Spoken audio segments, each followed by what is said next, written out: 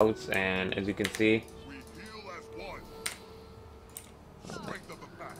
okay, so seems like it's kind of God is kind of bugged when it comes to the shouts.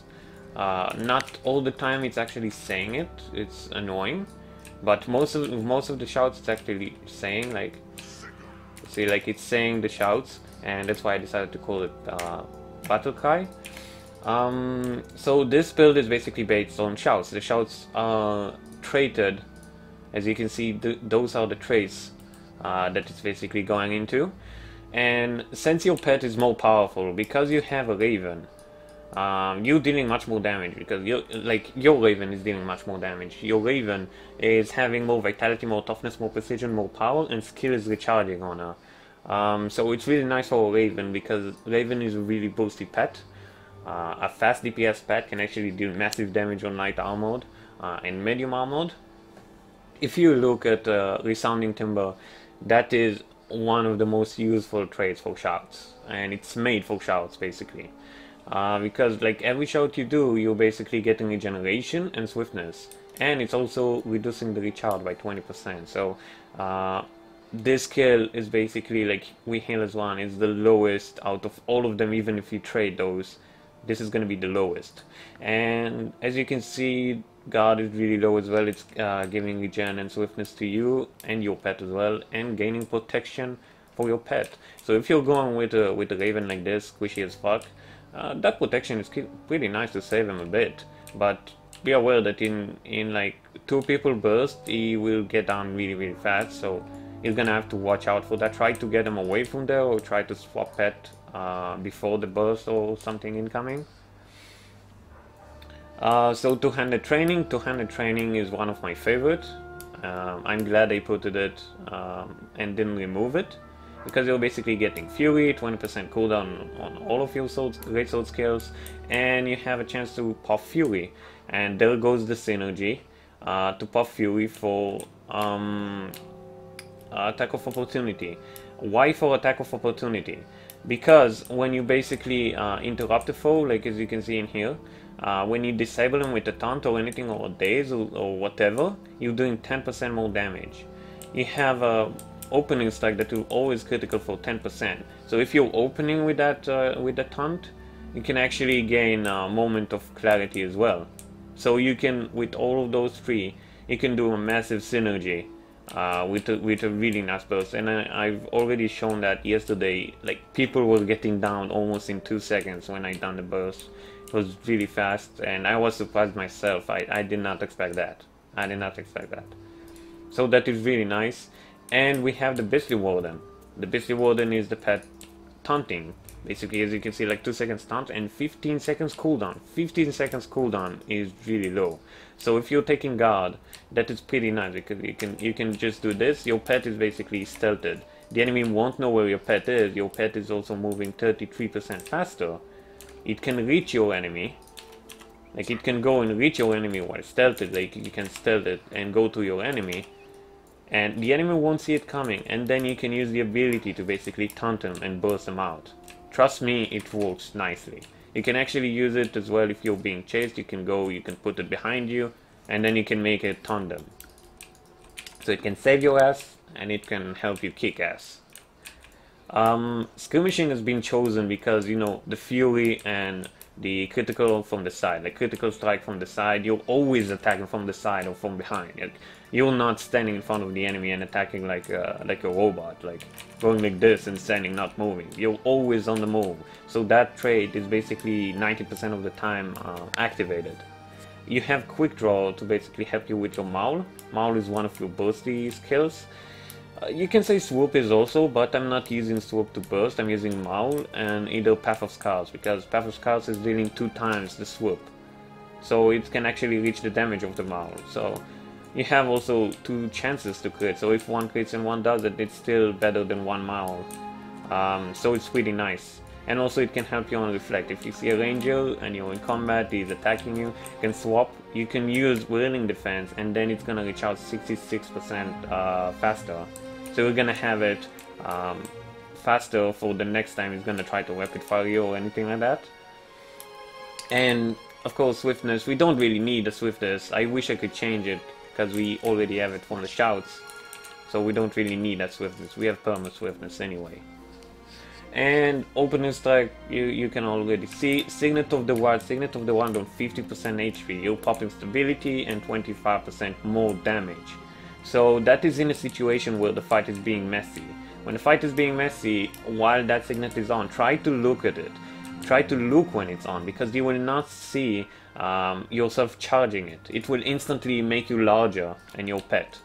So when you see it coming, try to activate a burst on your foe to at least get that 25% more damage inside, because that 25% more damage plus your pet dealing its massive damage plus the taunt plus the Sikkim of the pet plus your opener strike, which also counts, well, because of the days and all that stuff, you're gaining an attack of opportunity, and because of that your opening strike is dealing is 10%, 100% critical chance.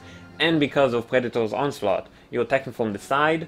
I'm sorry, not attacking from the side. Your pet taunted him. You can actually daze him as well if the taunt didn't work.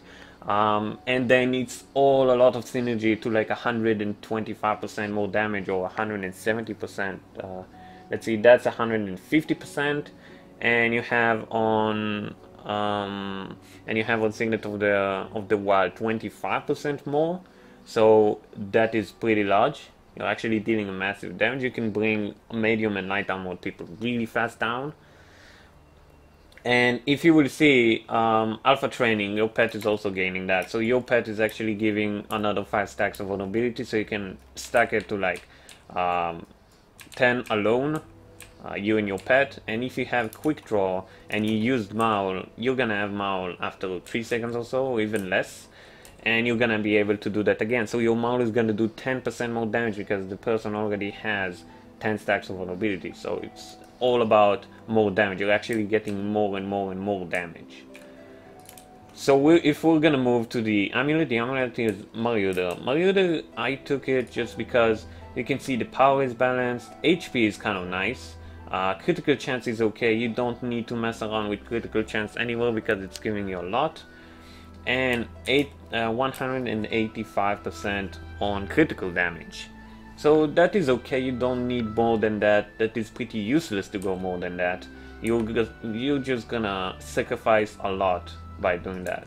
And you might say like your armor is really low, it's close to Berserk. Yeah, I'm aware of that.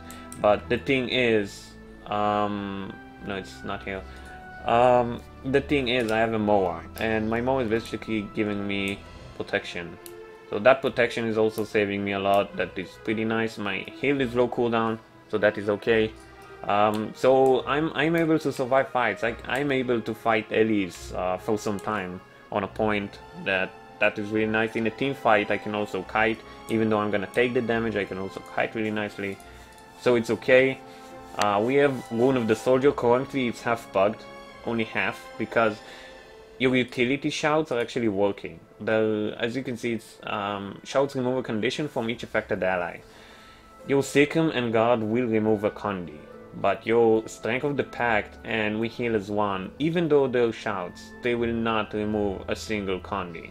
I've already tested that in World vs. World and in Spvp. They will not remove a single condi. So it's kind of half bugged for a moment, which is making the build weaker against condis. And when they're gonna fix it, I think condis will not really be that much of a problem like it's at the moment. But also right now, it's not that much of a problem, because you have a condi removal every 12 seconds, so it's pretty okay. So we have a greatsword with fire and air. Like I said, because of the massive damage you're able to deal with Maul or any other burst, you can actually get people down really fast, because if both of them proc, each can do, let's go to the minimum, 1.6k damage. So that is gonna reach to 3.2, both of them together. So 3.2 both of them together, alongside with the crit for Maul, let's say 4k for example. So you already have 7.2 on a player. Let's not forget your Raven doing with Sikkim 40% more damage, and your Binding Slash, which can reach, and I tested that in World vs. World, it can reach to 7.5k. 7.5k with a taunt. So it's dealing more damage, you're gonna deal more damage. Basically, you can get someone like a thief or anything that insta-gibbed. Once he's taunted and you land your maul, he can go insta-gibbed. So it's pretty nice, I enjoy that. We have water, I think I'm gonna change that. I don't know to what yet, I need to test it. Sigil of Water is basically,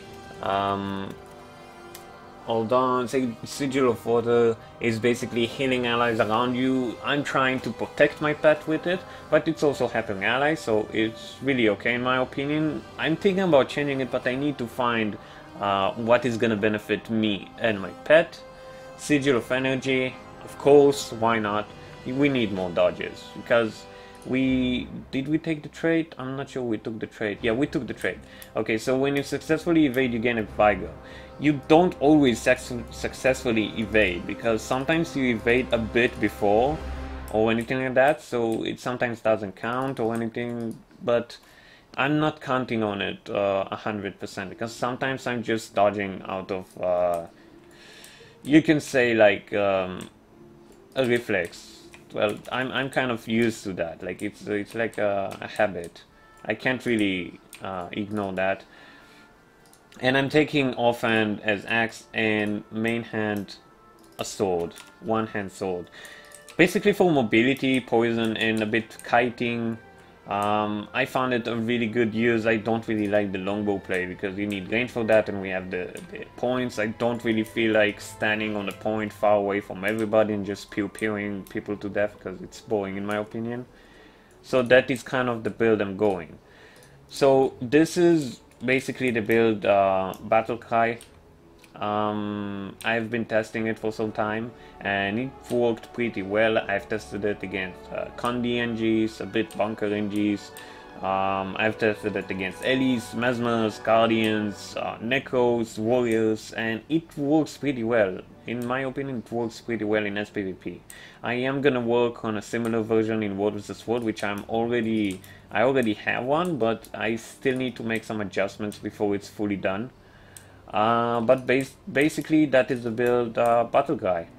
So whoever is gonna use it, you can change whatever you want, I don't mind, it's your choice. But this is what I'm using, this is what I enjoy, and hope you guys will enjoy it as much as I am.